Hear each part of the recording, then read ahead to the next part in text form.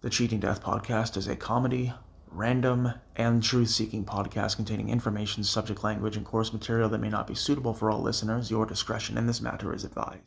On today's episode of the Cheating Death podcast, CoIntelPro, a surveillance campaign devised by the Federal Bureau of Investigation and the federal government in the United States within the 1950s.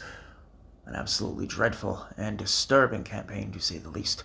We also provide you with an all-new Annihilation Announcement, a top 5 list of our favorite Goldeneye weapons, and this and more. So grab yourself a coffee, a warm blanket, put your feet up, and let us tell you how you can cheat death.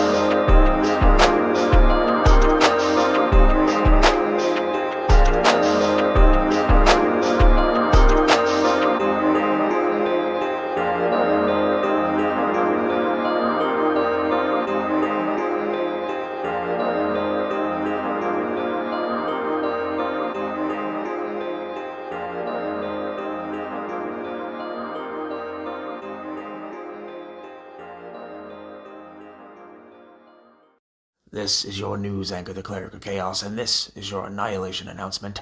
We are long gone past the time where CoIntelPro was an active mission with respect to providing people with disinformation in order to obtain said information on people's activities, in order to survey and in order to monitor people of opposing political views and interests.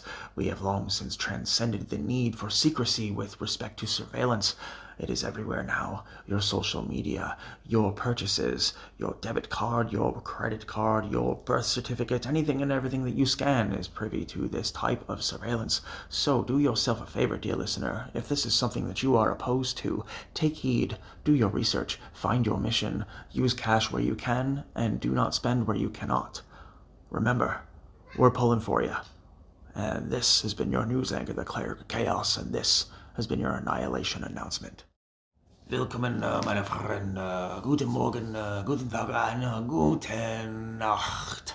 Ist deine Reisende, deine Ausländer, deine Allesfresser, deine Cleric of Chaos. CoIntelPro. A neat name that sounds like the very beginning of an accounting firm that is about to merge into a multi-level securities and wealth management fund firm. What is it? What was the purpose behind it? And why are people still talking about it to this day? Well, dear listener, CoIntelPro was a quote-unquote secret classified campaign carried out by the Federal Bureau of Investigation between the years of 1956 and 1971, officially. This was a campaign that was specifically designed to discredit individuals of opposing political views and individuals in whom both the federal government as well as the Federal Bureau of Investigation perceived as enemies of the state. A lot of the individuals in whom were targeted by CoIntelPro include, but are not limited to, Martin Luther King Jr., Malcolm X, Marie Curie's supporting individuals in whom wanted better rights for female scientists and scholars, individuals in whom were part of the segregation movement and hoping to unify individuals on both sides of the coin were heavily monitored by this particular element, women in whom were striving to liberate themselves from the tyranny of the toxic masculinity of the time of the 1940s, 1950s, and 1960s attitude of the standard American boomer man. CoIntelPro was a unique and very sleek, disturbing campaign designed to discredit those in whom were deemed, whether valid or not, to be enemies of the state. A couple of sheer examples of this. Back in 1962, when the federal government made attempts not only on Malcolm X's life, but also on several other civil rights activists of the time.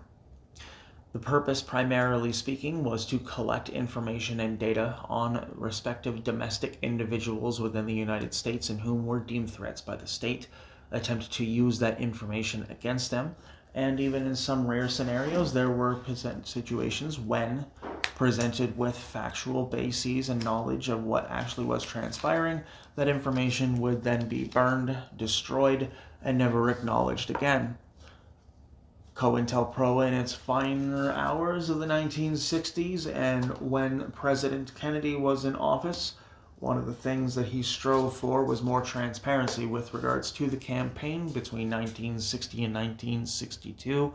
All the while, he was still struggling with the Cuban Missile Crisis and the Bay of Pigs. A surveillance campaign of this size, to put into perspective, the National Security Agency currently keeps tabs on over 360 million American citizens. Back in 1956, the global population was just a little bit over 2.5 to 3 billion people. Take into context that the overall realm of responsibility during those times for just American citizens was a little bit easier to spread misinformation. Propaganda was a lot easier to put into the hearts and into the minds of Americans when all they had available were tube radios and Technicolor televisions. So when we take into account the disastrous situation and circumstances in which CoIntelPro was initiated, very succinctly, very bluntly, CoIntelPro was a secret classified campaign that ran for an official 15-year period between 1956 and 1971 that focused on a lot of enemies of the state. In other words, civil rights activists, political activists, economic activists, ecological activists, and anyone and everyone trying to make a change in the 1960s was a target of CoIntelPro. Given the nature and circumstances of how today we are surveyed more than we care to admit, CoIntelPro was essentially a blueprint, if you will, the American Orson Welles blueprint version of what life would be like today with respect to massive surveillance. Allegedly, people getting arrested in the United Kingdom merely for saying Facebook-level things on social media, general Facebook rants, general Twitter rants. It is alleged that people are getting arrested for these types of acts now, and that surveillance is being carried out en masse. If this is indeed the situation, then one must look towards the particular justice system to try to identify where the faults lay. However, it's a little bit difficult to identify between the years of 1956 and 1971 the exact number of individuals whom were victims of CoIntelPro, as those numbers have never been revealed to this day. What are your thoughts on CoIntelPro? Please email us at thecheatingdeathpodcast@gmail.com. At the top of the program, we promised you a list of our favorite top 5 Goldeneye weapons, and in no particular order, let us dive right in. Coming in at number 5, we have the silenced Walter PP7, or the PPK. Coming in at number 4, we have the AR-67, the beautiful machine gun that you get at the beginning of the facility level. Coming in at number 3, we of course have the proximity mine. Coming in at number 2, we have the remote mine, and of course at number 1, the legendary golden gun. What is your top 5 favorite list? Email us at thecheatingdeathpodcast@gmail.com.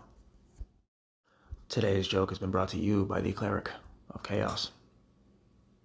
There's a lot to be said about mental illness and people in whom deal with psychiatric issues, but as a wise man once said, it is a lot better to be medicated than meta-hated.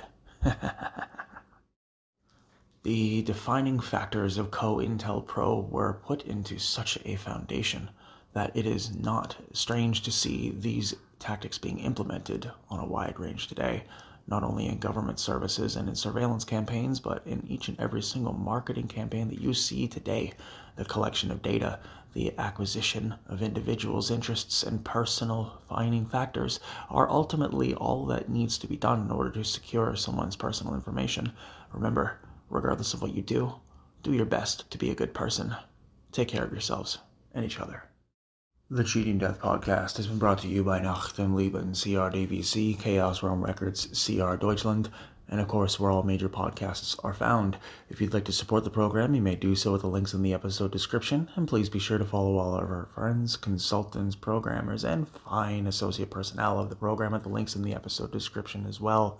If you, or anyone you know, is experiencing psychiatric duress, please call 1-800-273-8255 or 988 from your mobile phone in the United States or Canada. If you or anyone you know is experiencing domestic violence, call 1-800-273-8255, 1-800-799-7233, or visit thehotline.org. If you're looking at adopting a playful puppy or cute kitten, please visit your local animal adoption rescue center. And if you have any questions or comments, email us at thecheatingdeathpodcast@gmail.com and follow us at twitter.com/weallcheatdeath and twitter.com/clericchaos. Remember, life is arduous. No one gets through it alone. And remember, we're pulling for you. We're all in this together.